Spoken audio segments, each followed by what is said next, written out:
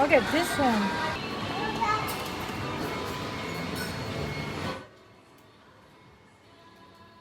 In Neville's 1969 lecture Eschatology, The Doctrine of the End, Neville says, "So if you condemn someone, the chances are you have not played the part he is playing, but will play it tomorrow, for condemnation simply moves you closer to the fulfillment of what you have condemned. Let no one judge you, and don't judge another, for you know too much now."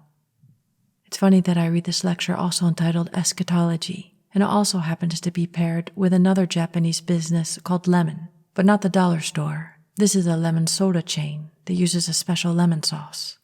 So back to the lecture. Oftentimes when someone's criticizing someone on the outside, some mystics like Neville say you couldn't see something outside that wasn't already in you. And that would make sense, especially if everything outside is reflecting something inside your consciousness, whether it's literal or symbolic. I guess in a sense we can waste the time and pick fault on the thing at the outside. But what has that done for us? Has it changed anything? Perpetuated things instead? Instead, if we took this deeper, in a more mystical way, what could it show us that's in our own consciousness that would project such? When we become blessed to see how things work in the stream of life, and we can start to act instead of react, and without beating ourselves up or beating up something on a seeming outside, we can try to see if we don't like something, what could this be symbolizing? What in us would pull this experience to us? And it will probably make us much more mindful of what we allow our attention to be absorbed in, from what seems on the outside, TV, media, news, to on the inside, our own thoughts, feelings, beliefs.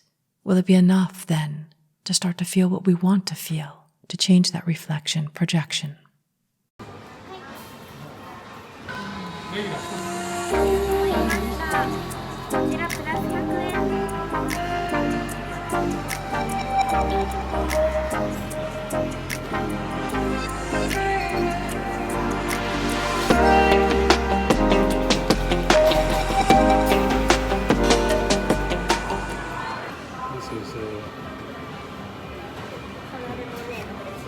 This one's the money.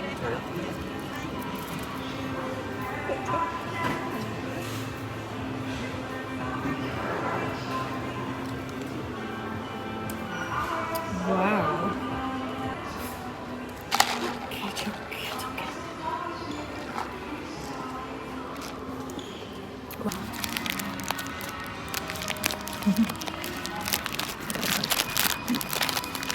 Original real lemonade factory. Let me try.